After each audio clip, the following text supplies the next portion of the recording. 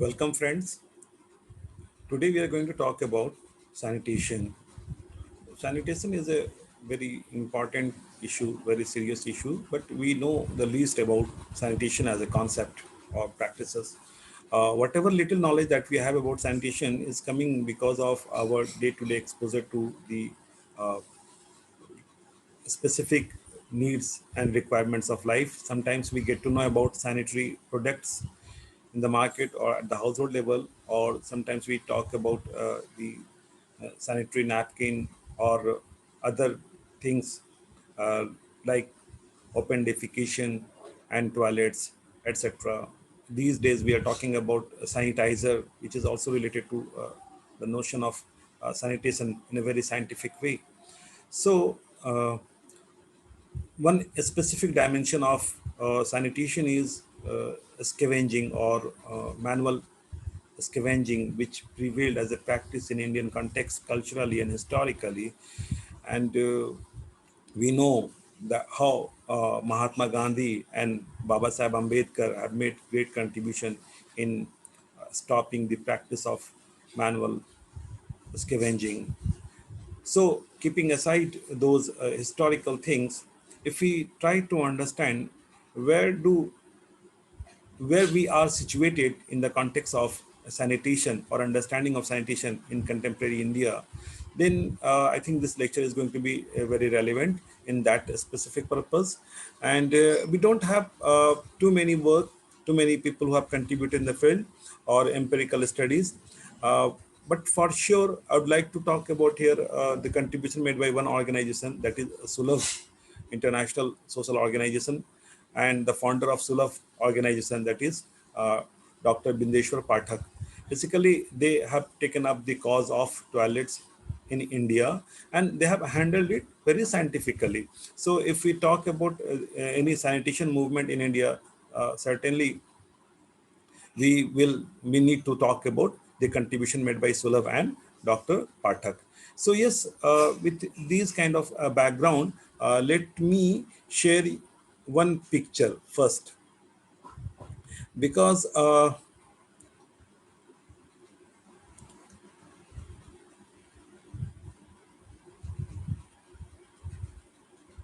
this is primarily a cover story that was written by me, and it was published in a popular magazine, basically Indian Plumbing Today, and causes of insanitation in India. But I am showing you this article for some pictures. We need to have some images, we need to keep some images in our mind. So these are reflections related to some of the realities prevailing in India in contemporary context. And when we talk about sanitation, actually, we need to keep in mind these things.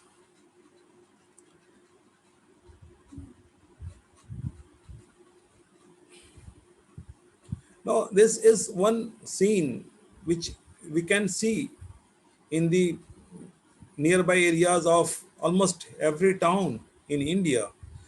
This is very problematic situation, but yes, this is something which is prevailing. So, uh, all these things help us to prepare a background for our efforts to understand sanitation in India. Now, I'll go to my slide.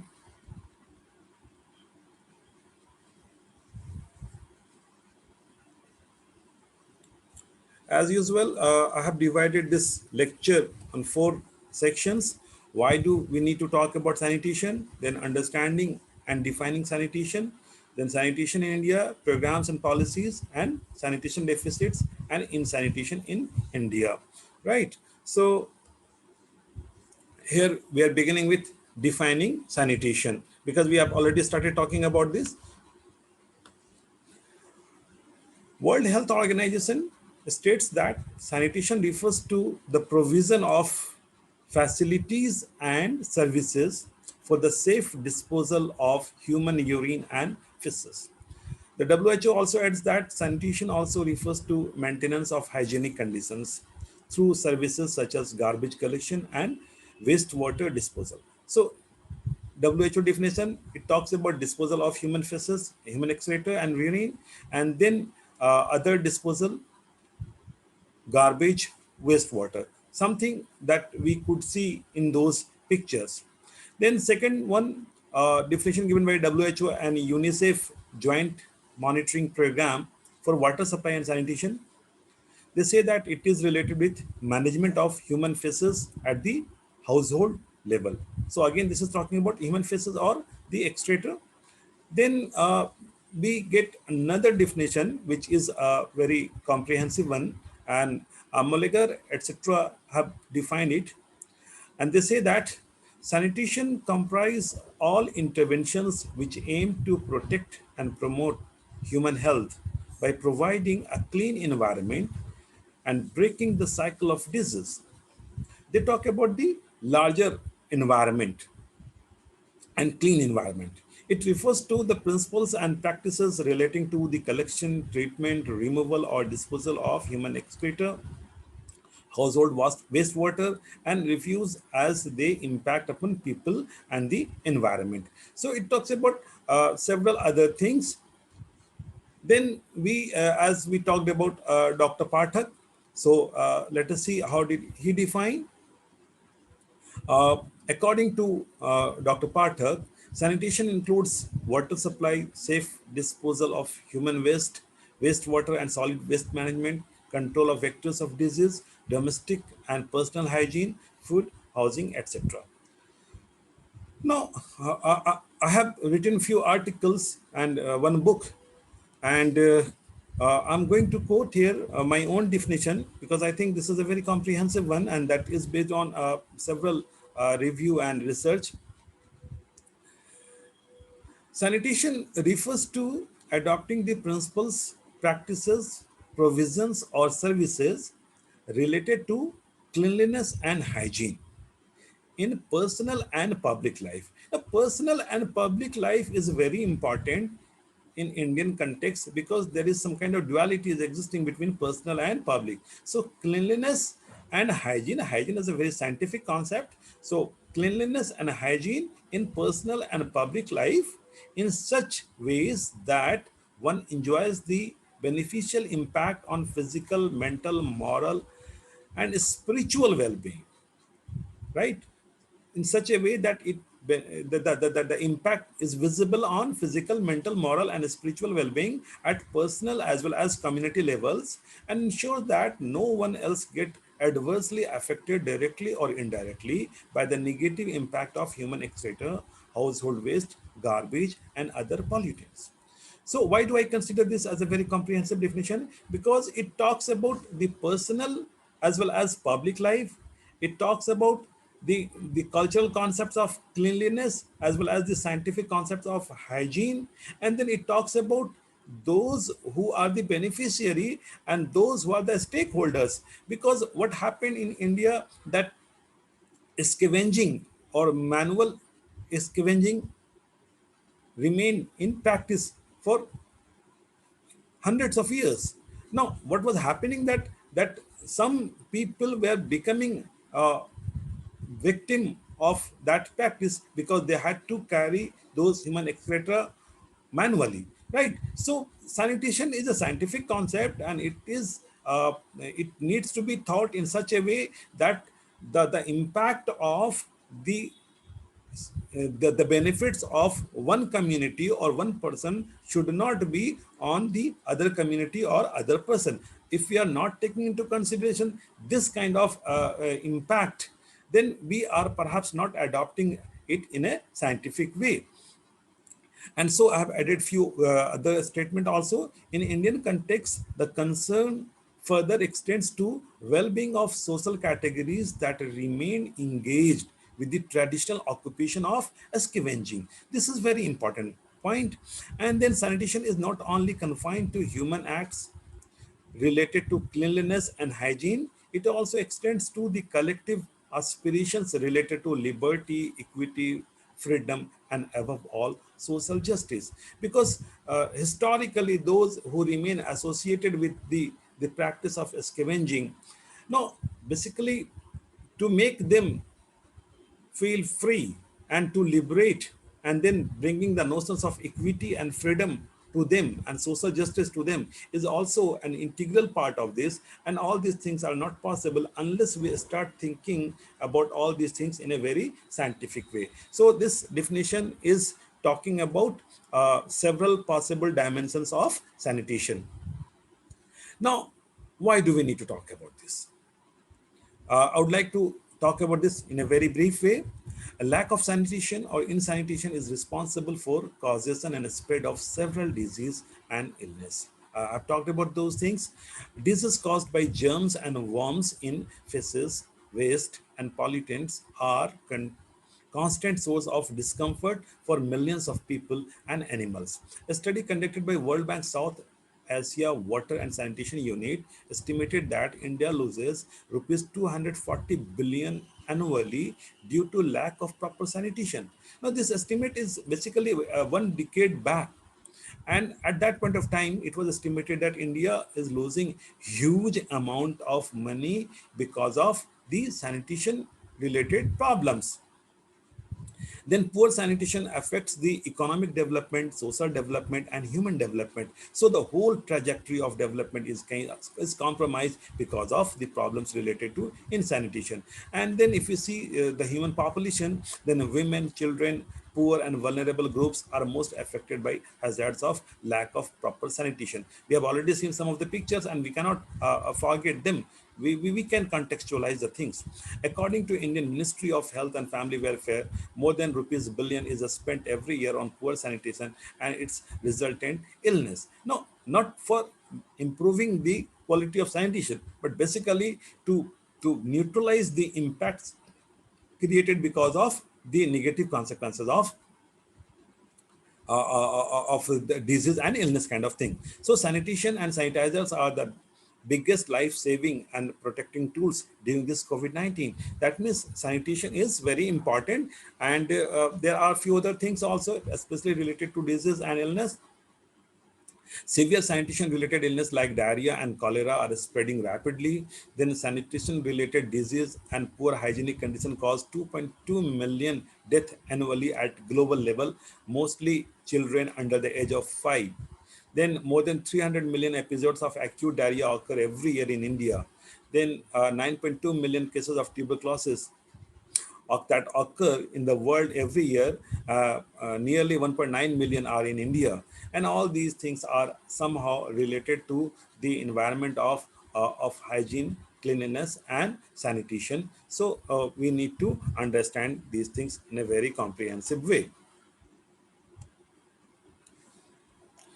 Now, when we try to understand sanitation, as I stated earlier, we don't find a very comprehensive definition or a very comprehensive text available on this. So what I tried in my book, Sociology of Sanitation, that was published in 2015 on the initiative of Dr. Bindeshwar Parthek and Sulabh International, that I have tried to define the concept and try to identify some of the attributes that, because in India, what is happening that often cleanliness is getting confused with sanitation.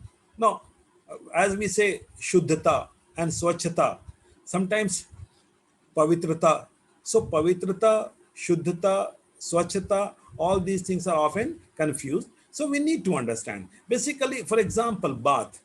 Now, taking bath or a holy dip, it may be related to the concept of purity, but it is not related to the concept of sanitation, right? So we need to understand, we need to identify the attributes. I have identified these 10 attributes in my book, and basically we need to understand. First, sanitation is a conscious and deliberate social act in modern industrial society. It needs to be conscious and deliberate. We need to know that this is what we are intending to do.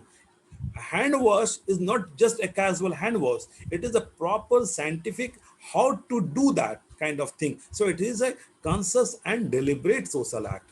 It is related with health and well-being of individual as well as communities. What is the purpose? The purpose is to ensure health and well-being, as we stated earlier also.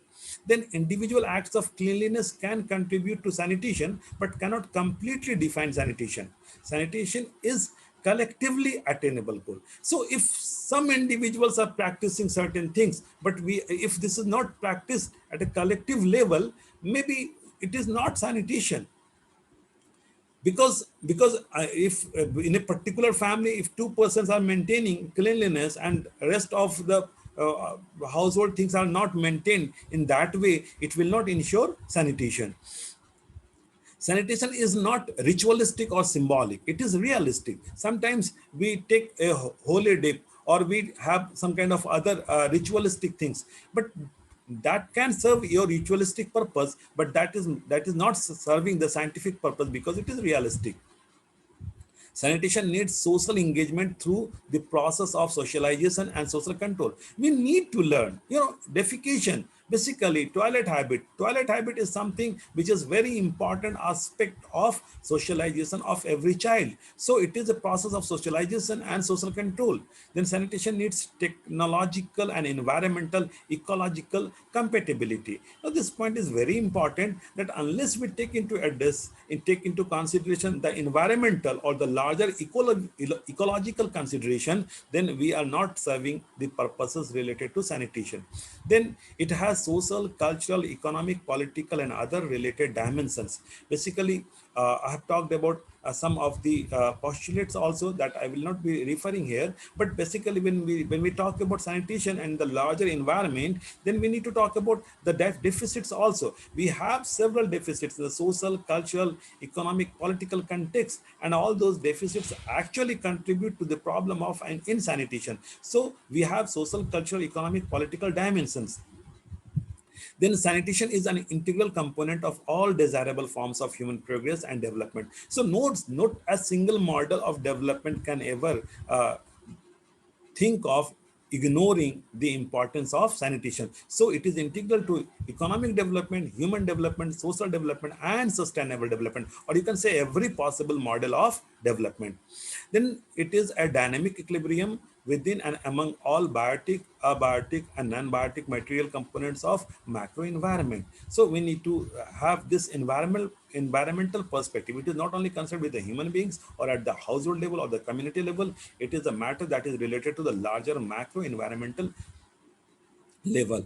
And then sanitation is a value in general but needs defined standards. Defined standards. Now in India, basically we have seen several we had the sanitation campaign, that a total sanitation program, and then recently we have seen the Shuddhata Swachhata program also. But some kind of standardization is always missing, and because of that standardization, we have not achieved many things in the domain of sanitation. So I think by now a larger picture of sanitation is clear. Now sanitation and public health, we know that very often in the textbook we talk about sanitation along with public health, and because of this we need to go to the background of public health, as we have discussed in our earlier lecture, which was on public health.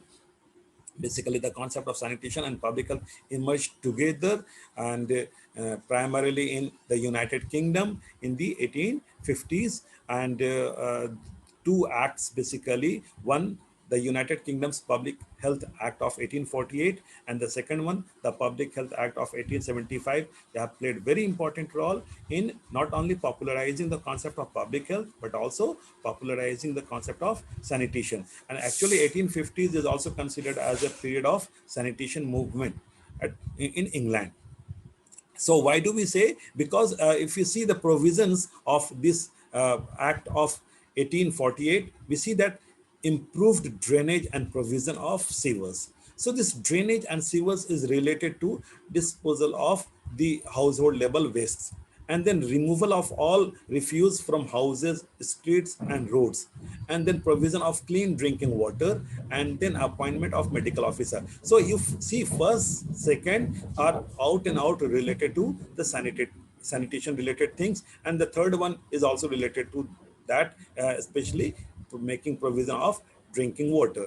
So if we see it in a contemporary context, then we find that in 1848, United Kingdom, through Public Health Act, the needs and requirements of sanitation was realized, and then that got improved in the 1875 Act.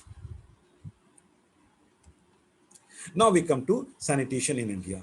Now, there are several issues related to sanitation in India. Some of these were highlighted earlier, but if we situate it in a contemporary context, then the first problem that we identify, that we witness, is the problem of open defecation.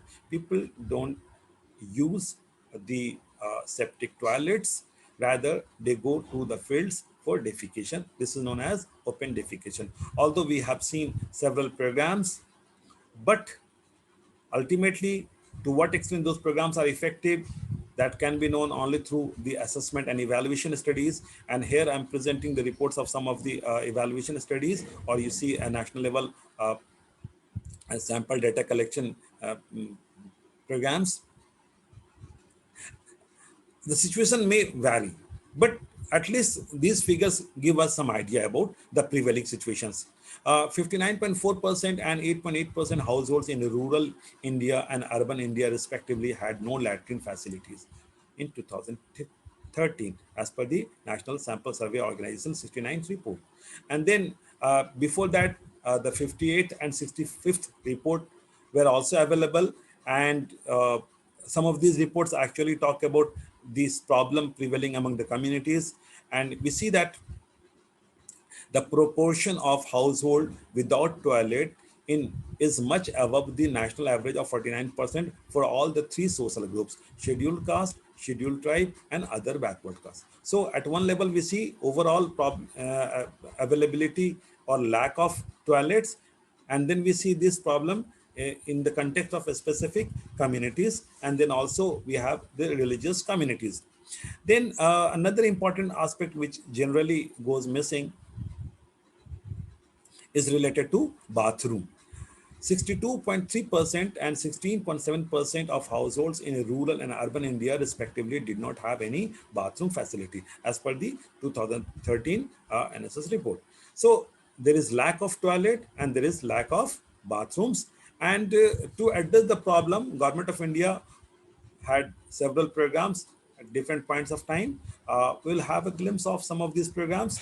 The Rural Development Department, Government of India, had initiated India's first national program on a rural sanitation, the Central Rural Sanitation Program, CRSP, in 1986. That became a very popular program. This CRSP program, the program could not become very successful. Then in 1990, 1999, another program basically started, that is known as Total Sanitation Campaign. And this Total Sanitation Campaign has a specific goal. And the goal was achieving universal rural sanitation coverage by 2012. So we already had this program of Total Sanitation Campaign, and the purpose was to achieve universal rural sanitation, and that was one of the goals was to make India free from open defecation. But we have already seen the figures related to 2011, 2012, and 2013. That means we failed to achieve those goals. And then Panchayati Raj institutions basically have helped in realizing those programs. Objectives of Total Sanitation Campaign. Then we had another program, that is Nirmal Gram Puruskar. That means when a village will become free from open defecation, then it will be provided a specific program, that is Nirmal Gram Puruskar. That was relating the Panchayati Raj institutions with the sanitation program. Then we had the NRHM, the National Rural Health Mission. This is considered as very ambitious program, started in 2005. Under NRHM program, actually village health and sanitation samiti or committee were constituted. So the purpose of those village health and sanitation committee was to take care of the health and sanitation needs at the grassroots level, at the household level, at the village level, and primarily the purpose was to take care of the household toilets and sanitation program. So this was the village health and sanitation committee became a very active and functional group or committee at the grassroots level. And then there were several roles identified for these committees. We don't have time to take care of all these things basically. But these things I have included in some of my papers, and basically the book Sociology of Sanitation is including all these things. So if you are interested, you can go, you can have a look, or some other papers are also there.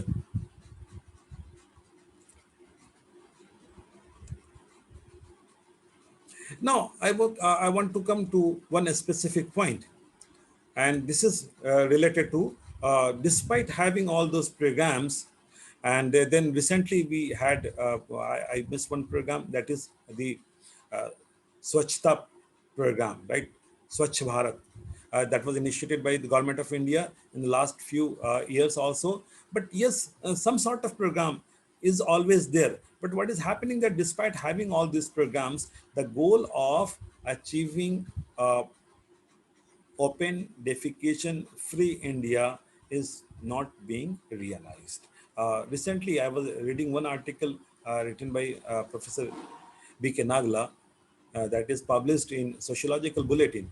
And, uh, and even in this article, he's talking about the cultural practices and saying that sanitation is the problems related to sanitation are more cultural than related to the availability of the resources. I have a very different point of view. For me, the problem is less cultural and more related to the availability of resources, because the resources are playing important role in creating culture. Now, uh, the way I have presented the things, my central argument is this, that in India actually the resources are not available to the extent that culture is not developing related to that. So basically open defecation is a problem because we have not worked in the specific area of having proper built up toilets. Now, I have been given examples related to trains, because somehow the Indian Railways, till few years back, one decade back, basically was practicing some kind of open defecation. So I have been giving example of Indian Railway because railways symbolize modernity. Now, if railways are having the provision of open defecation kind of thing, open track sort of thing, then it is creating a kind of a culture of resource deprivation kind of thing, or you can say some kind of deficit kind of thing, design deficit kind of thing, implementation deficit kind of thing, policy deficit kind of thing. So all these things are playing important role. Although the perspectives may vary, for some people the cultural aspect may be important, for other people the resource aspect may be important. But yes, we understand one thing very categorically, that in the domain of sanitation, actually in the domain of open defecation in India, the situation is not very good, and we need to make focused effort, and we need to see the comprehensive environment. Very often it happens that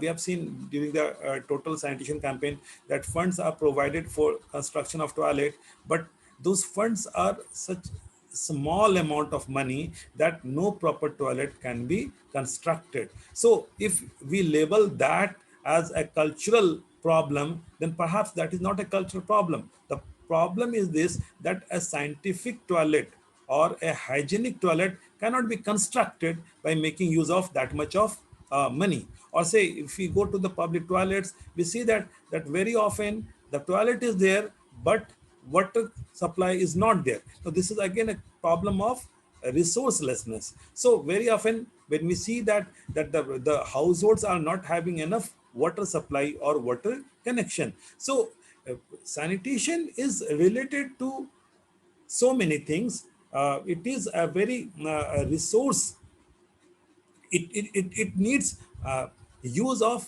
ample amount of resources and actually public facilities. So unfortunately, as we have stated in earlier lectures also, the public health infrastructure is poor. the drainage system is poor, the sewer system is poor, and then the way the municipal corporation is taking care of the cleanliness of the city is also very visible. Very often we see that this is that the job is not done in a proper way. So a larger macro environment is created in which sanitation is not taking the kind of attention that it needs. But yes, because of this COVID-19, we have become very conscious, very aware of the hygiene and other related things. So I hope that this kind of awareness and consciousness will give new breath of life, and it will help us in moving in the direction of uh, sanitation for all kind of thing, so that we can achieve the target of health for all. So thank you very much for being with me, and now I will stop sharing the screen and then close recording. Thank you very much for watching this thing. uh,